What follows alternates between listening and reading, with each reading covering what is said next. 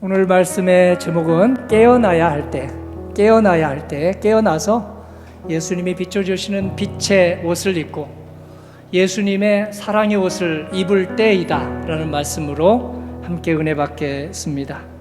로마 교회 성도들이 잠자고 있었어요. 저녁에 자는 잠을 말하지 않아요. 신앙의 잠을 말하고 있어요.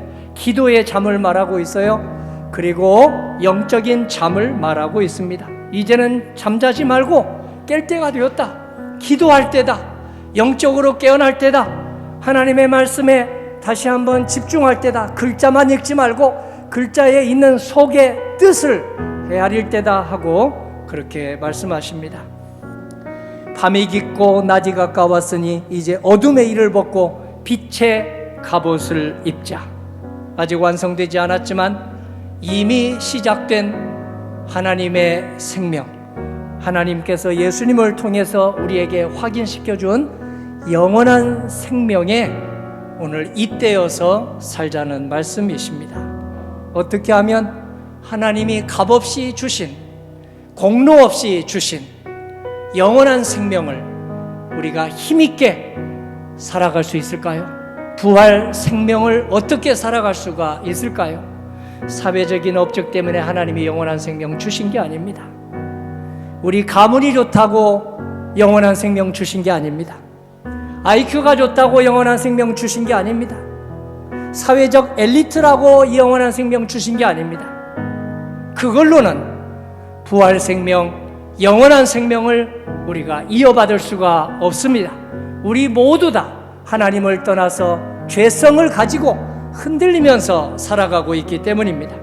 에베소서 6장 10절에 하나님의 전신갑주를 입으라고 했습니다.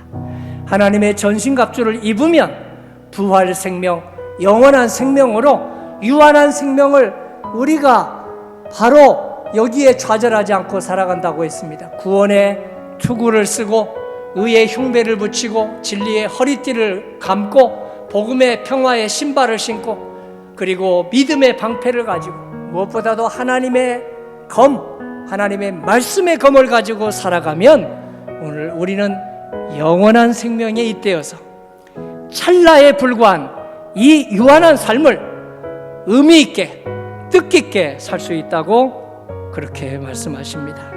로마서 13장 14절입니다. 오직 주 예수 그리스도로 옷 입고 정욕을 위하여 육신의 일을 도모하지 말라. 여기서 육신은 내 몸뚱이를 말하지 않습니다. 기도하지 않는 삶을 육신이라고 말하고 있습니다. 말씀의 뜻을 헤아리지 않는 것을 육신이라고 말하고 있습니다. 우리에게 생존과 사랑과 소속과 힘과 자유와 즐거움의 욕구 중에 어느 하나에만 치중해서 살아가는 삶을 육신의 삶이라고 말하고 있습니다. 우리는 주님의 옷을 입도록 초대받았습니다. 옷 잘 입는 사람 결혼식에 가보니까 최고예요. 신부만 예쁜 게 아니에요. 신부 어머니도 예뻐요. 신랑만 예쁜 게 아니에요. 신랑 아버지도 너무 아름다워요. 하객들도 똑같이 아름다워요. 예의를 갖추기 위해서 정성껏 입기 때문입니다. 예수님은 우리에게 옷을 입혀주시는 분이에요. 지금 우리가 있는 이 옷이 아닙니다. 주님은 저희들에게 구원의 옷을 입혀주세요. 주님은 우리에게 하늘의 신령한 사랑의 옷을 입혀주세요. 주님은 우리에게 섬김의 옷을 입혀주세요. 주님은 우리에게 겸비의 옷을 입혀주세요. 이 옷은 값없이 공로 없이 십자가의 은혜로 주어졌습니다. 선불로 주어졌습니다. 이제 살아가야 돼요. 이제부터 사랑을 사랑하는 거예요. 이제부터 겸비함을 살아가는 거예요. 이제부터 섬김을 살아가는 것입니다. 그것이 우리의 인생, 남은 인생입니다.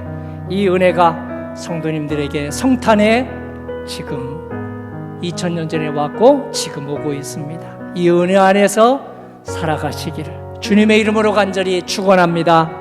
축원합니다.